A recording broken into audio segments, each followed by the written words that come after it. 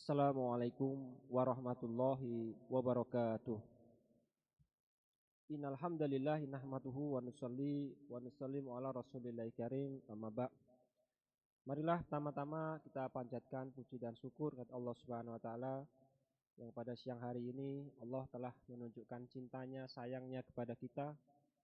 Kita diberikan kemudahan oleh Allah untuk datang ke rumahnya Allah, melaksanakan satu perkara yang besar di sisi Allah Subhanahu wa taala, yaitu sholat Jumat dengan berjamaah. Semoga rangkaian ibadah kita di hari yang baik, hari Jumat, diterima oleh Allah Subhanahu wa taala. Sholawat dan salam semoga terlimpahkan kepada junjungan kita Nabi Agung, Nabi besar, Nabi Muhammad sallallahu alaihi wasallam, pada keluarganya, kepada para sahabatnya, serta kepada umatnya hingga akhir zaman. Diimbau kepada seluruh jamaah Masjid Al-Badar yang ingin menitipkan sandal maupun sepatunya, nanti bisa diserahkan kepada petugas kami di serambi sebelah kanan dan serambi sebelah kiri untuk menanggulangi dari hal-hal yang tidak diinginkan. Dan bagi jamaah yang membawa barang-barang berharga seperti dompet, handphone, dan barang-barang berharga yang lain agar dijaga, diperhatikan, jangan sampai tertukar, ditukar ataupun berpindah tangan untuk keamanan kita bersama. Hadirin sidang Jumat yang dimuliakan oleh Allah Subhanahu wa taala, sebelum ibadah Jumat dimulai akan kami sampaikan terlebih dahulu beberapa pengumuman.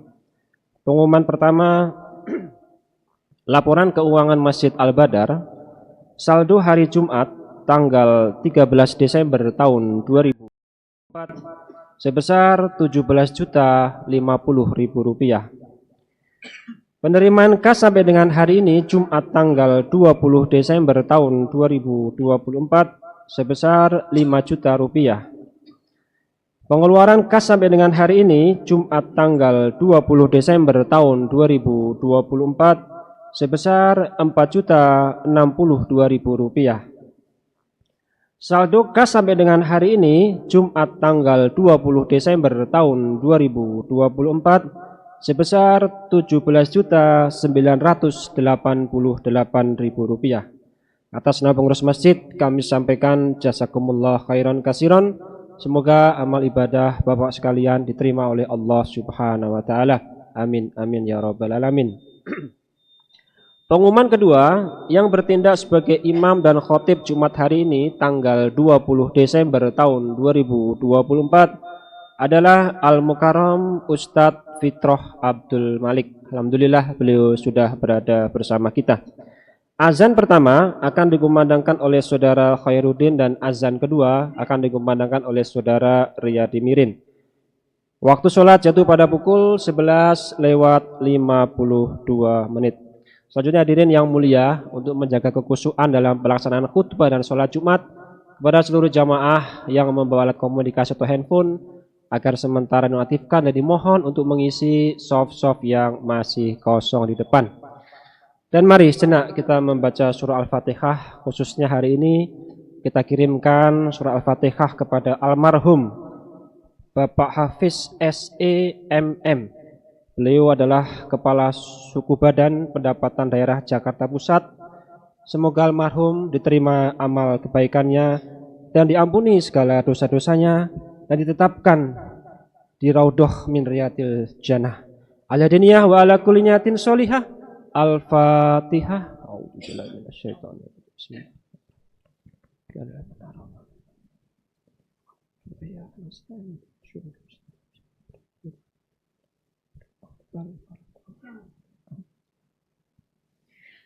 Demikian pengumuman yang dapat saya sampaikan. Atas segala perhatiannya diucapkan terima kasih. Billahi taufik wal hidayah. Wassalamualaikum warahmatullahi wabarakatuh.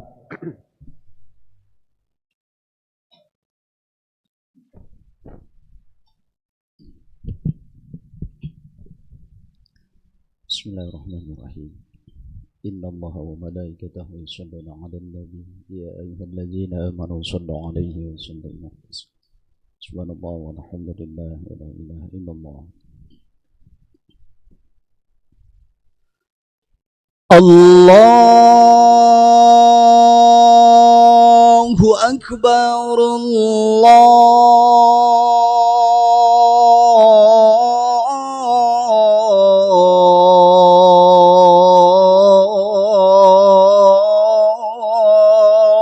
أكبر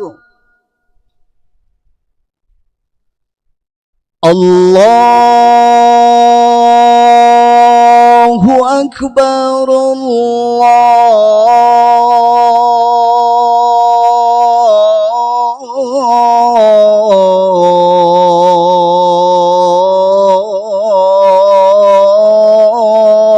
الله أكبر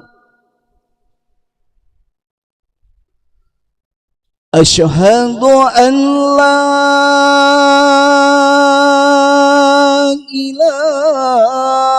إله إلا الله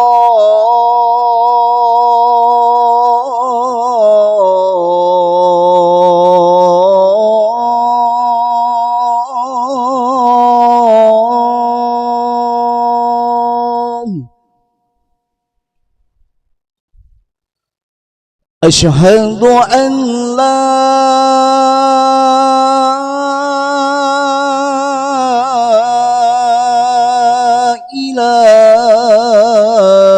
إله إلا الله أشهد أن محمد رسول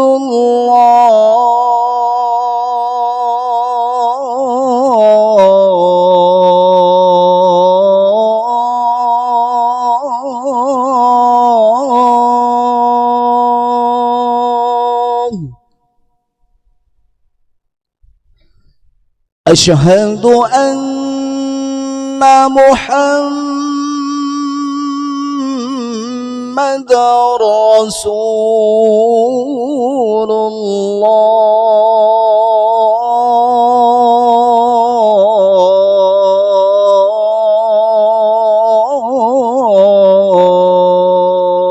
الله حي على الصلاة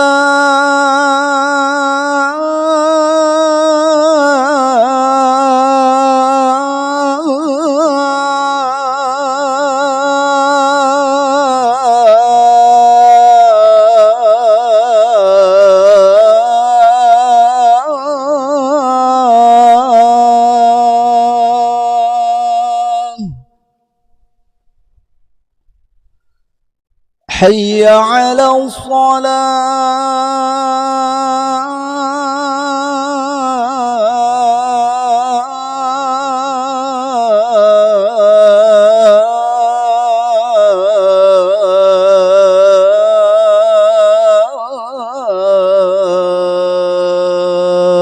الصلاة حي على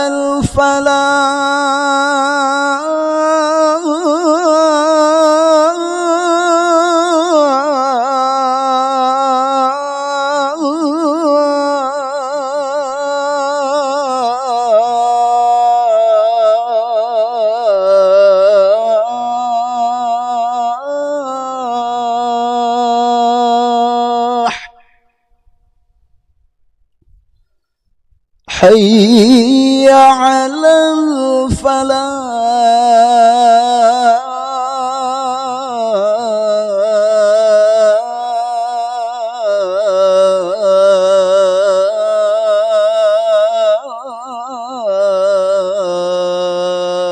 الفلاح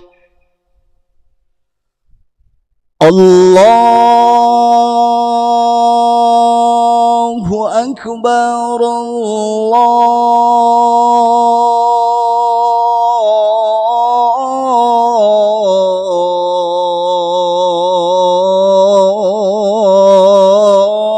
الله أكبر لا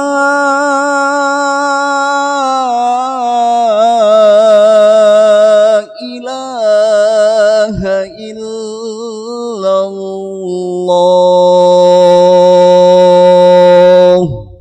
لا إله إلا الله سيدنا محمد رسول الله صلى الله عليه وسلم اللهم رب هذه الوقت الصلاة القائمة سيدنا ونبينا والشرب وعلى وضع سنة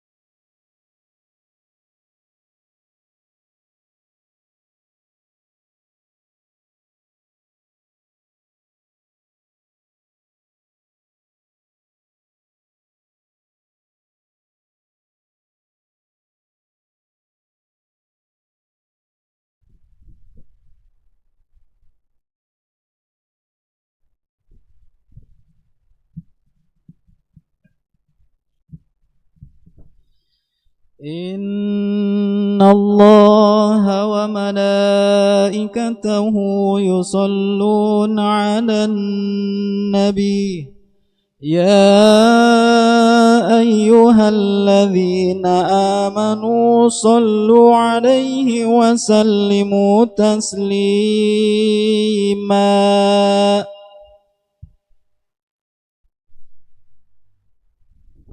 Assalamualaikum warahmatullahi wabarakatuh. Allahu Akbar, Allahu Akbar, Allahu Akbar,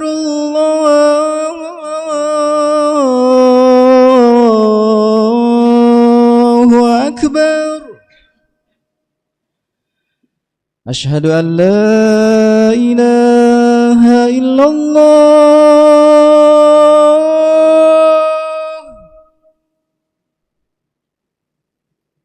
أشهد أن لا إله إلا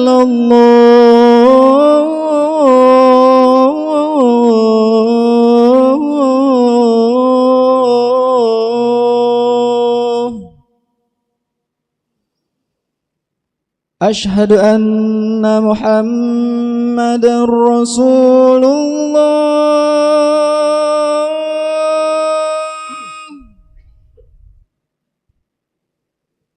أشهد أن محمدًا رسول الله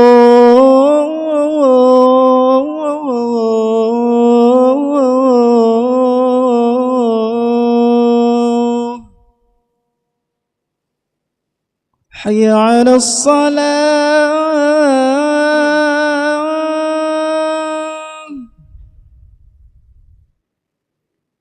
حي على الصلاة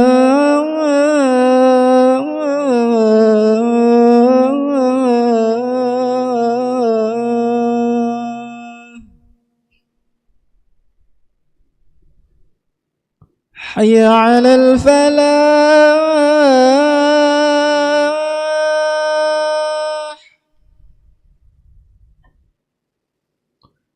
حي على الفلاح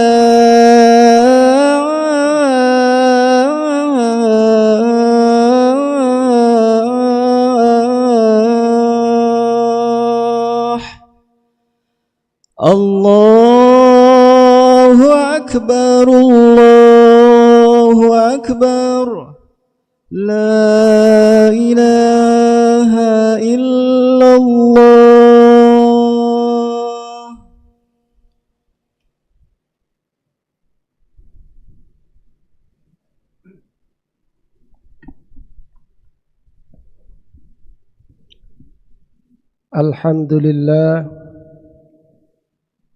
الحمد لله من توكل عليه بصدق النيات كفاه ومن توسل إليه بخالص أدعياته أجابه ولباه ومن استنصر به على أعدائه نصره وتولاه. أحمده سبحانه وتعالى على ما أعطاه وأشهد أن لا إله إلا الله وحده لا شريك له ولا معبود بحق سواه وأشهد أن سيدنا محمدا عبده ورسوله أفضل أنبيائه وأصفيائه. اللهم صل وسلم على سيدنا محمد وعلى آله وصحبه ومن والاه. أما بعد فيا عباد الله اتقوا الله تعالى حق تقوى وتوكلوا على الله فليس إلا ما قدره الله وأمضاه.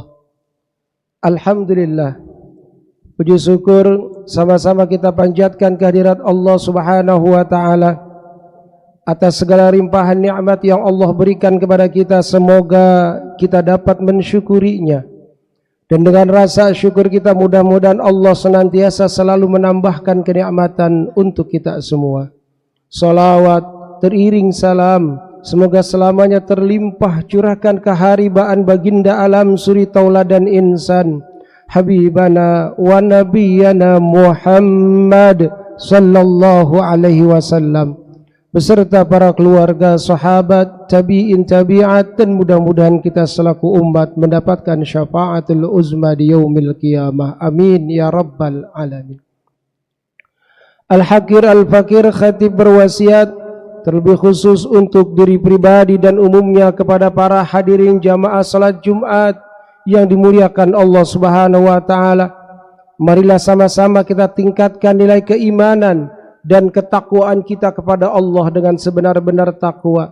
Takwa dalam arti imtisalu awamirillah wajtinabun nawahi, menjalankan segala perintah Allah dan menjauhkan segala larangannya. Mudah-mudahan kita semua termasuk golongan hamba-hamba Allah yang bertakwa, yang akan selalu disayang oleh Allah yang Maha Pengasih lagi Maha Penyayang. Amin ya rabbal alamin. Hadirin kaum muslimin wa zumratul mu'minin rahimakumullah. Di dalam kitab Nasaihul Ibad karangan Syekh Nawawi bin Umar Al-Bantani ada satu hadis yang dikutip dalam kitab tersebut yang mana Rasulullah sallallahu alaihi wasallam berpesan berwasiat kepada sahabat Abi Dzar Al-Ghifari. Apa pesan Rasulullah sallallahu alaihi wasallam kepada sahabat Abi Dzar Al-Ghifari? Qala Rasulullah sallallahu alaihi wasallam, ya Aba Dzarrin, jaddid as-safinah fa innal bahra amiq wa khuzil zada kamilan fa inna safara ba'id wa khaffifil himla fa innal aqabatu ka'ud wa akhlisil amal fa inna naqada basir. 4 pesan Rasulullah kepada sahabat Abi Dzar Al-Ghifari yang implementasinya adalah merupakan pesan untuk kita selaku umat Nabi Muhammad SAW. Apa yang pertama? Jaddidis safinah fa innal bahra amiq. Perbaharuilah perahumu karena sesungguhnya lautan itu amat dalam. Apa maksud daripada pesan Rasulullah SAW ini? Yaitu as-sabinah. Makna sabinah di sini adalah niat kita. Niat kita yang kita lakukan setiap hari dalam melaksanakan aktivitas kita harus kita perbaharui. Apa sebabnya? Fa innal bahra, karena sesungguhnya lautan, yaitu sejatinya hati kita, al-amik, amatlah dalam. Artinya pesan Rasulullah ini kepada sahabat Abi Dzar adalah kita diperintahkan untuk selalu memperbaharui niat kita dalam melakukan segala macam bentuk aktivitas ibadah. Jangan sampai ibadah yang nilainya begitu berharga karena salah dalam menempatkan niat, akhirnya ibadah itu menjadi sia-sia. Rasulullah SAW bersabda, innamal a'malu binniyat. Segala sesuatu amal, perbuatan, aktivitas tergantung dengan niatnya. Apa yang kita niatkan dalam segala aktivitas kita, maka itu yang akan kita dapatkan. Tapi awas, jangan sampai kita salah niat. Yang seharusnya kita beranggapan kita adalah orang yang paling banyak amalnya, ternyata amal kita hasilnya hanya sia-sia saja. Dalam kitab Ta'limut Ta'lim dijelaskan, Rasulullah SAW bersabda, kam min amalin yatasawwaru bi surati a'malid dunya wa yasiru bi husnin niyatin min a'malil akhirah. Berapa banyak amalan-amalan yang bentuknya amalan dunia, amalan yang sepele, aktivitas harian saja, berdagang, bekerja, dan lain-lain sebagainya. Tapi amal tersebut dinilai menjadi amalan akhirat di sisi Allah Subhanahu wa taala karena satu sebab, bihusnin niyatin, karena niat yang bagus. Ada satu riwayat bagaimana Umar bin Khattab dalam kitab Usfuriyah dijelaskan, beliau terbebas dari siksa kubur, terbebas dari pertanyaan munkar dan nakir. Ternyata bukan sebab beliau adalah seorang sahabat Rasulullah, beliau adalah seorang yang zuhud, beliau seorang adalah pemimpin yang adil. Tapi ketika para ulama memimpikan sahabat Umar bin Khattab berkata bahwasanya ketika aku akan ditanya oleh malaikat munkar nakir, maka aku mendengar suara, bebaskan hambaku, jangan kau ganggu hambaku, karena sesungguhnya aku telah sayang padanya. Apa yang menjadi sebabnya Allah sayang dan ridha kepada Umar bin Khattab? Ternyata Umar bin Khattab suatu ketika di masa hidupnya hanya pernah membebaskan seekor burung yang kecil yang sedang dibuat main oleh anak kecil, dilepaskan, diterbangkan dengan bebas karena satu rasa kasih sayang dan mengamalkan hadis Rasulullah, irhamu man fil ar yarhamukum man fis sama. Sayangi segala bentuk makhluk Allah yang ada di bumi, maka makhluk yang ada di langit akan menyayangimu. Karena sebab hal yang kecil di situ ada keridhaan Allah. Karena niat yang ikhlas dan baik, maka amal tersebut menjadi amal akhirat. Namun sebaliknya, berapa banyak orang yang beramal yang bentuk amalnya adalah amalan akhirat, tapi hanya bisa menjadi amal dunia, tidak jadi amal ibadah, alias sia-sia belaka. Bisu'in niyatin, dengan sebab jelek niatnya. Maka pantas Allah Subhanahu wa taala mengecam orang-orang yang salat. Fawailul lil musallin, celakalah orang-orang yang salat. Allazina hum an salatihim sahun, allazina hum yura'un. Orang yang salatnya selalu bermalas-malasan, dan orang yang salatnya karena riya, ingin dipandang sebagai ahli ibadah, tidak jadi amalan akhirat, hanya sekedar amalan dunia saja. Dan banyak orang yang bersedekah, tapi ternyata sedekahnya tidak sampai kepada Allah, karena ada satu rasa hati ingin didengar dan ingin dipuja oleh manusia. Hadirin kaum muslimin, wa zumratal mu'minin rahimakumullah. Lalu pesan yang kedua, sahabat Abi Dzar dipesankan oleh Rasulullah adalah wa khuziz zada kamilan bainas safara ba'id. Bawalah bekal sebanyak-banyaknya, karena sesungguhnya perjalanan itu amat jauh. Perjalanan kemana? Yang dimaksud perjalanan ini adalah ilal akhirah. Perjalanan kita adalah yang sejatinya sedang menuju akhirat, yang waktunya begitu panjang dan abadi selama-lamanya, begitu lama. Berarti kita butuh bekal. Apa bekal kita yang terbaik untuk nanti kehidupan akhirat? Bekal terbaik adalah takwa kita kepada Allah Subhanahu wa taala. Sebagaimana Allah berfirman dalam surah Al-Baqarah ayat 197, "Fatazawwadu fa inna khairaz zadi taqwa." Maka berbekallah, sebaik-baik bekal adalah takwa, menjalankan perintah Allah, menjauhkan larangan Allah yang menjadi amal ibadah. Maka banyakkanlah amal kita hidup di dunia agar bekal kita nanti di akhirat, sehingga kita mudah untuk menjalankan kehidupan di akhirat. Hadirin kaum muslimin wa zumratal mu'minin rahimakumullah. Lalu yang ketiga pesan Rasulullah adalah wa khafifil himla fa innal aqabatu ka'ud. Hai Abi Dzar, ringankanlah bebanmu, karena sesungguhnya jalan menuju bukit dan celah-celahnya itu amatlah sulit. Apa jalan ke bukit itu? Jalan, proses ketika kita nanti ada di kehidupan akhirat, yaitu proses dihisabnya amal kita. Amatlah sulit, maka ringankanlah bebanmu. Apa bebanmu? Yaitu dosa-dosamu dan harta-hartamu. Dosa yang begitu banyak janganlah terus ditambah, tapi kurangi. Apa dengan cara menguranginya? Taubat kita kepada Allah. Sadari kalau kita ada dalam kemaksiatan, sadari kalau kita sedang berdosa, dan tidak ada lagi yang bisa mengampuni dosa kecuali hanya Allah. Maka mulai saat ini bertaubatlah kepada Allah. Lalu apa beban kita yang selanjutnya? Harta kita. Kalau harta yang kita kumpulkan selama kita hidup di dunia tidak bisa menolong kita di akhirat, bakal menjadi beban timbangan amal kita, hisab kita, yang nanti di akhirat akan semakin berat. Maka ringankanlah bebanmu. Dengan cara apa? Allah Subhanahu wa taala berfirman dalam surah Al-Munafiqun ayat 10. A'udzubillahi minasyaitonir rajim. Wa anfiqu mimma razaqnakum min qabli ay ya'tiya ahadakumul maut fayaqula rabbi laula akhartani ila ajalin qarib fa asaddaqa wa akum minas salihin. Dan nafkahkanlah dari sebagian yang kami rizkikan kepadamu sebelum datang kepadamu kematian. Karena nanti kalau kematian sudah datang, kalian akan menyesalinya dan berkata, ya Allah, ya Rabb, seandainya kau tunda kematian kami, kami akan bersedekah dan menjadi orang yang soleh. Sebelum itu terjadi kepada kita, sebelum ajal menjemput, ringankanlah beban kita untuk nanti di akhirat dengan memperbanyak amal sedekah yang nantinya akan menjadikan pemberat amal yang baik untuk kita di akhirat.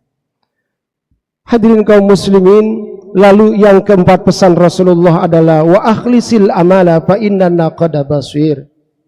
Ikhlaskanlah amalmu, karena Allah zat yang maha teliti, maha melihat. Janganlah kita beramal semata-mata untuk kepentingan sesaat belaka. Janganlah kita beramal, kita berbuat, kita beribadah, tapi bukan karena Allah. Padahal Allah Subhanahu wa ta'ala menilai ibadah kita bukan dari segi jasad kita. Innallaha la yanzuru ila ajsamikum wala ila suwarikum walakin yanzuru ila qulubikum wa a'malikum.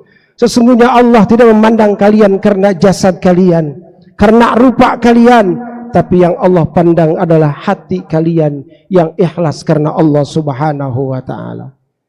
Hadirin, inilah pesan Rasulullah yang diwasiatkan kepada sahabat Abi Dzar Al-Ghifari, yang merupakan pesan terbaik untuk kita.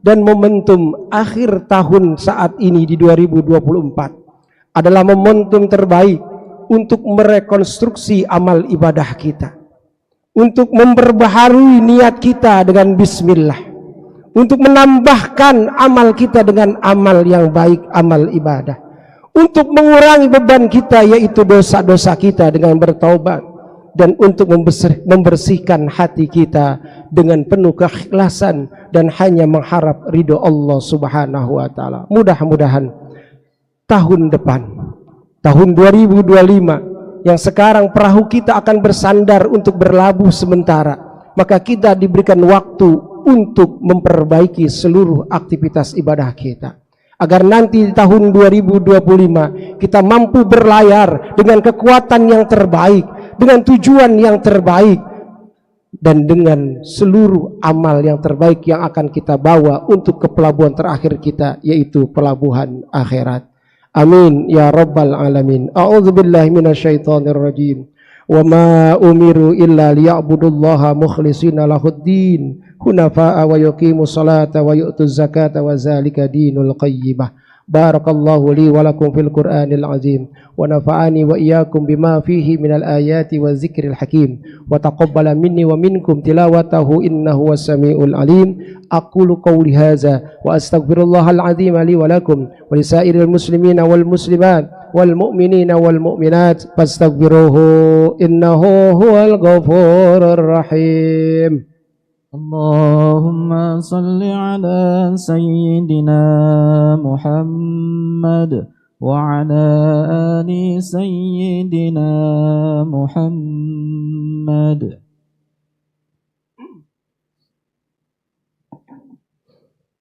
Alhamdulillahi haqqa hamdih, ashhadu an la ilaha illallah wahdahu la syarika lahu syahadata abdih, wa ashhadu anna sayyidana wa nabiyyana Muhammadan abduhu wa rasuluhul wafiyyu bi ahdih, sallallahu ala sayyidina Muhammadin khairi khalqihi wa ala alihi wa sahbihi min ba'dih wa sallama tasliman katsira. Amma ba'd, faya ayyuhan nas ittaqullaha haqqa taqwah. Faqala ta'ala mukhbiran wa amira, inna allaha wa malaikatahu yusalluna ala nabi ya ayyuhalladhina amanu sallu alaihi wa sallimu taslima.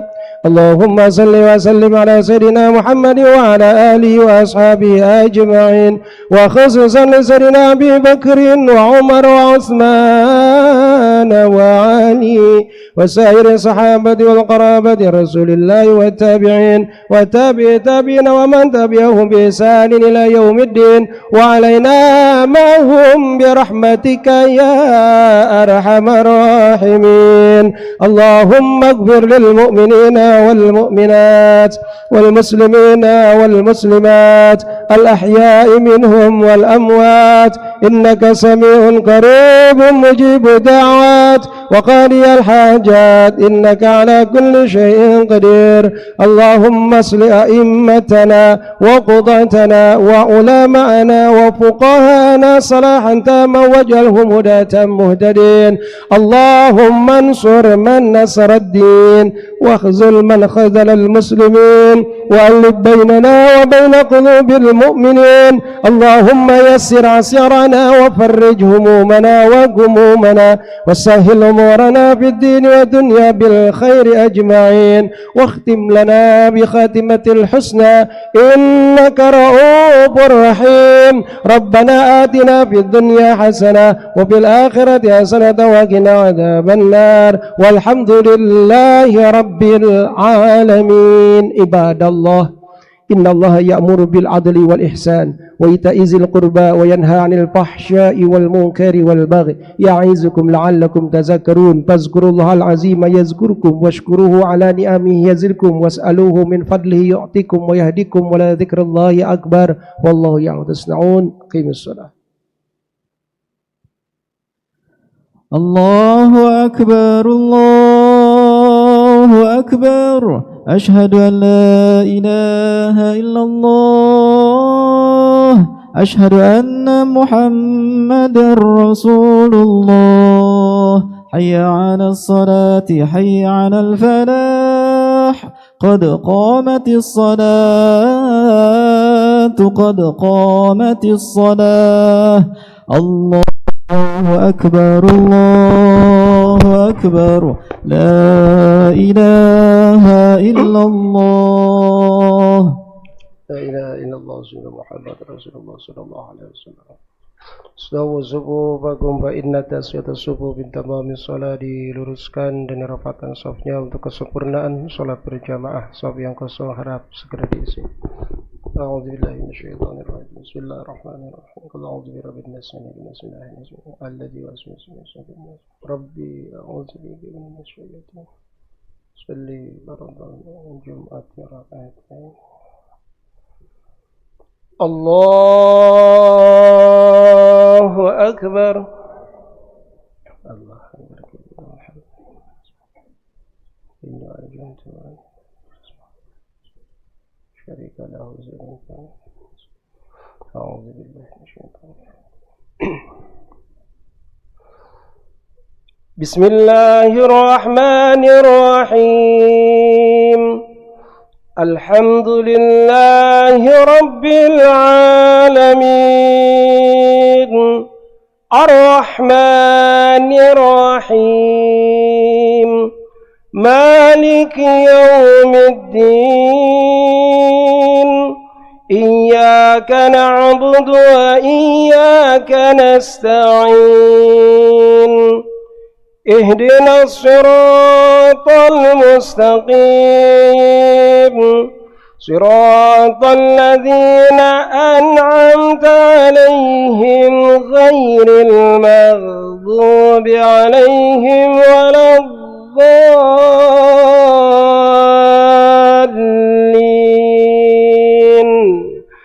Amin. Bismillahirrahmanirrahim. Lam yakunil ladzina kafaru min ahlil kitabi wal musyrikina munfakkina hatta ta'tiyahumul bayyinah. Rasulun minallahi yatlu suhufan mutahharah fiha kutubun qayyimah. وما تفرق الذين أوتوا الكتاب إلا من بعد ما جاءتهم البينة وما أمروا إلا ليعبدوا الله مخلصين له الدين حنفاء ويقيموا الصلاة ويؤتوا الزكاة وذلك الدين القيمة. إن الذين كفروا من أهل الكتاب والمشركين في نار جهنم خالدين فيها أولئك هم شر البرية. إن الذين آمنوا وعملوا الصالحات أولئك هم خير البرية. جزاؤهم عند ربهم جنات عدن تجري من تحتها الأنهار خالدين فيها أبدا. رضي الله عنهم ورضوا عنه ذلك لمن خشي ربه. الله أكبر. سمع الله لمن حمده ربنا. الله أكبر. الله أكبر. ربي اغفر لي وارحمني. الله أكبر.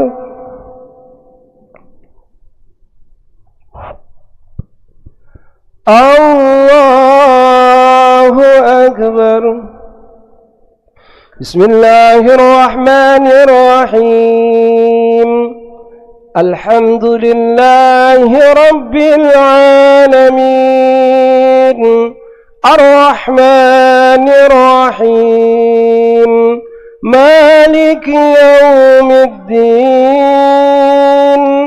إياك نعبد وإياك نستعين اهدنا الصراط المستقيم صراط الذين أنعمت عليهم غير المغضوب عليهم ولا الضالين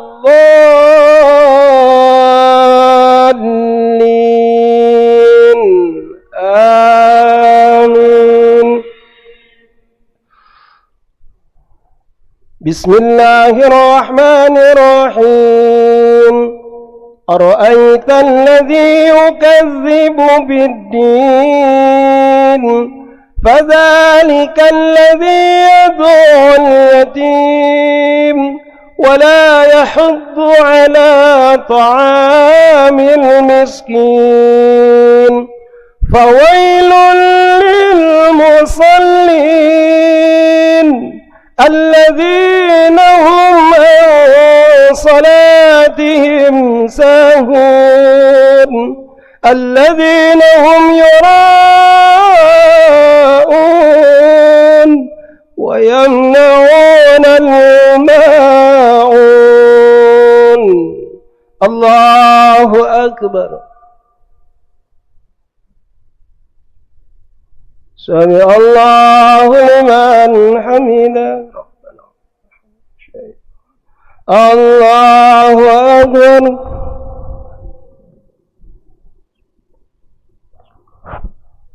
الله أكبر. رب اغفرني وارحمني. الله أكبر.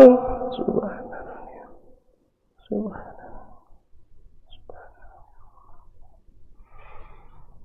الله أكبر.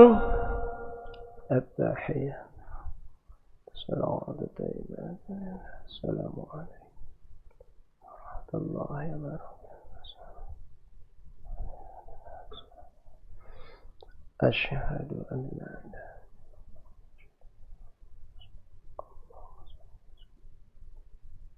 إلا الله.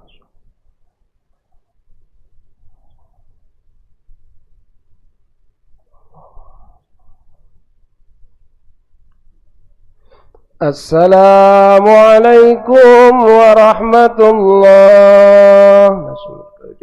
السلام عليكم ورحمة الله. أستغفر الله العظيم. أستغفر الله العظيم. أستغفر الله العظيم الذي لا إله إلا هو الحي القيوم وأتوب إليه من جميع المعاصي والذنوب ولا حول ولا قوة إلا بالله العلي العظيم. أستغفر الله العظيم لي ولوالدي ولأصحاب الحقوق وجبتي علي ولمشايخنا ولإخواننا ولإخواتنا ولجميع المسلمين والمسلمات والمؤمنين والمؤمنات الأحياء من والأموات وأتوب إليه. الفاتحة.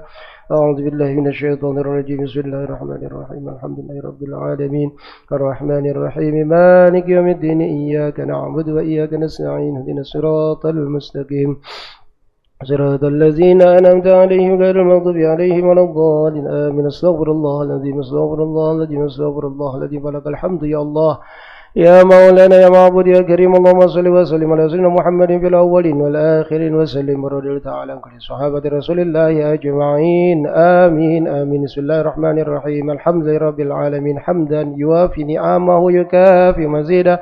يا ربنا لك الحمد كما ينبغي للكريم ولعظيم سلطانك. اللهم صل وسلم على سيدنا محمد وعلى آل سيدنا محمد. اللهم يا غني يا حميد يا مبدي يا معيد يا رحيم يا ودود أغننا بحلالك عن حرامك بطاعتك المشارك فلك عمن سواك. اللهم يا غني يا حميد يا مبدي يا معيد يا رحيم يا ودود أغننا بحلالك عن حرامك بطاعتك المشارك فلك عمن سواك. اللهم يا غني يا حميد يا مبدي يا معيد يا رحيم يا ودود أغننا بحلالك عن حرامك بطاعتك المشارك فلك عمن سواك. اللهم يا غني يا حميد يا مبدي يا معيد يا رحيم يا ودود أغننا بحلالك عن حرامك بطاعتك المشارك فلك عمن سواك. ربنا اغفر لنا ذنوبنا ولوالدينا وارحمهم كما ربونا صغارا لجميع المسلمين والمسلمات والمؤمنين ومن يوم يقوم الحساب ربنا هب لنا من أزواجنا وذريتنا قرة أعين واجعلنا للمتقين إماما ربنا آتنا في الدنيا حسنة وفي الآخرة حسنة وقنا عذاب النار وصلى الله على سيدنا محمد وعلى آله وصحبه أجمعين بفضل سبحان ربك رب العزة عما يصفون وسلام على المرسلين والحمد لله رب العالمين.